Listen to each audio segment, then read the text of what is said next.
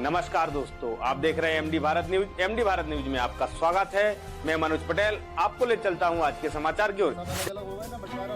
Damoh collector की अच्छी पहल जिले की हटा तहसील अंतर्गत वनांचल ग्राम घोगरा में रात्रिकालीन चौपाल कलेक्टर सुधीर कुमार कौचर की मौजूदगी में लगाई गई। इस दौरान कलेक्टर कौचर ने ग्राम के लोगों से रूबरू हुए और चर्चा की, उनकी समस्याएं सुनी।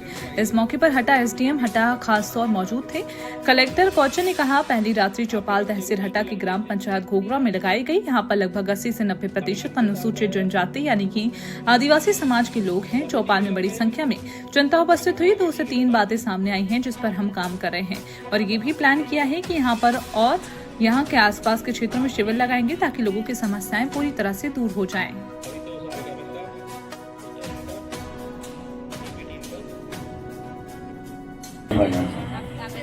तो आपके पास बहुत समय है, आप अपनी बात मुझसे कह सकते हैं, जो भी समस्याएं बता सकते हैं। मैं यहाँ ये छोटे बच्चों से अपनी बात शुरू करूँगा। है कि नहीं, ये इनकी माता लोग यहाँ बैठी हैं, कई लोगों के पास छोटे बच्चे गोदी में भी हैं। मैं जानना चाहता हूँ कि इन बच्चों को टीका लगा के नहीं।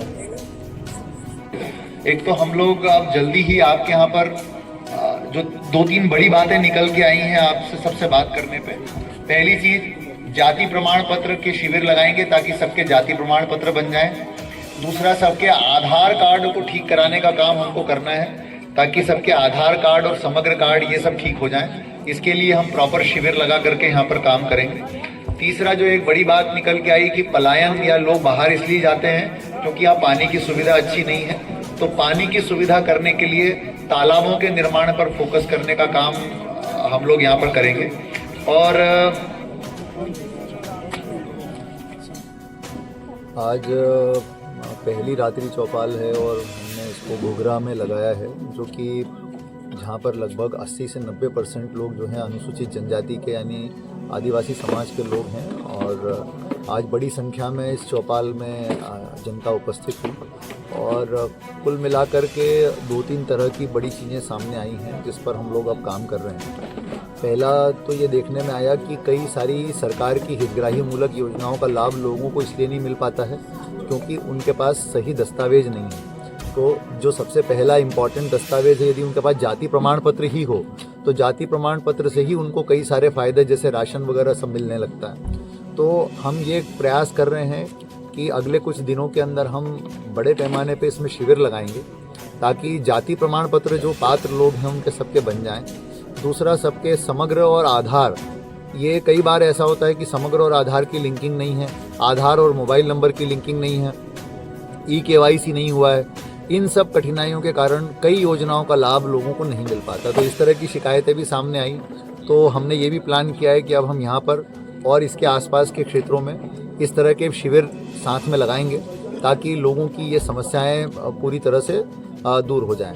इसी प्रकार से किसान सम्मान निधि को लेकर के भी लोगों की समस्याएं लोगों ने बताई कि पहले मिलती रही फिर नहीं मिल रही। तो ये सारी चीज़ें शिविर में हल होने वाली हैं। तो हम लोग इसके लिए पहली चीज़ तो जो है कि हम शिविर प्लान कर रहे हैं। दूसरा जो हम लोग प्लान कर रहे हैं वो ये है कि जो यहाँ से पलायन लोगों का होता है, मजदूरी करने के लिए दिल्ली जाते हैं, गुड़गांव, नोएडा जाते हैं, तो जो बात सामने आई, लोगों ने बताई कि साहब यहाँ पर सिंचाई की सुविधा यदि अच्छी हो जाती है तो यहाँ पर से पलायन बड़े पैमाने पर रुक सकता है। तो प्रधानमंत्री धरती आबा योजना के अंतर्गत और अन्य योजनाओं के अंतर्गत यहाँ पर तालाब की कुछ साइट्स के बारे में बताया गया है। तो उनका एक बार हम परीक्षण करा लेंगे, निरीक्षण करा लेंगे हमारे उपयंत्रियों वगैरह के माध्यम से, और उसके बाद प्रयास करेंगे कि यहाँ पर कुछ तालाब वगैरह स्वीकृत हो जाएंगे तो उससे यहाँ की जो है जीवन धारा थोड़ी सी बदल सकती है, लोगों का पलायन यहाँ से रुक सकता है। इसके अलावा यहाँ पर जो वनोपजें होती हैं, उन वनोपजों का संग्रहण, उनका विपणन, उनका विक्रय, ताकि उनको सही लागत उनकी मिल सके हमारे आदिवासी भाई बहनों को, इसके लिए भी काम करने की मुझे लगता है बहुत आवश्यकता है। तो वनोपज और यदि सिंचाई के मुद्दों पर काम करते हैं तो हमें पलायन को रोकने में बड़ी मदद यहाँ पर मिल सकती है। इसके अलावा लोगों ने सामान्य जो चीज़ें, हाँ एक चीज़ और इम्पॉर्टेंट है, जो आंगनवाड़ी भवन और स्कूल भवन यहाँ पर बहुत लंबे समय से जो है अधूरे पड़े हुए हैं और उसके पीछे ये भी बात सामने आई है कि कई प्रकार की अनियमितताओं के भी लोगों ने आरोप लगाए हैं। तो ये बहुत ही गंभीर इशू है और इस पर मैंने जांच के लिए निर्देश दिए हैं और मैंने कहा है कि ये यदि जिन लोगों ने इसमें गड़बड़ियाँ की हैं उनके खिलाफ सख्त कार्रवाई होनी चाहिए, और यदि पुलिस कार्रवाई करना पड़े तो पुलिस कार्रवाई भी की जानी चाहिए, और हमको रास्ता निकालना पड़ेगा कि ये जो निर्माण अधूरे पड़े हैं इनको तत्काल पूरा किया जाए। तो मैं कल महिला बाल विकास अधिकारियों के साथ भी परसों मंडे के दिन बैठ रहा हूँ, तो ये अधूरे निर्माण कार्यों के बारे में हम समीक्षा करके जल्दी से जल्दी कैसे जो है इनके लिए पैसा मिल सकता है उस पर हम काम करेंगे। इसके अलावा कुछ समस्याएं जो हैं बिजली, सड़क और सीसी रोड, नाली, इस संबंध में भी मिली हैं। तो हम लोग इस संबंध में संबंधित अधिकारियों को यहाँ पर भेज रहे हैं, वो आकर के चीज़ों को देखेंगे और क्या बेहतर सॉल्यूशन हो सकता है निकालने का प्रयास करेंगे।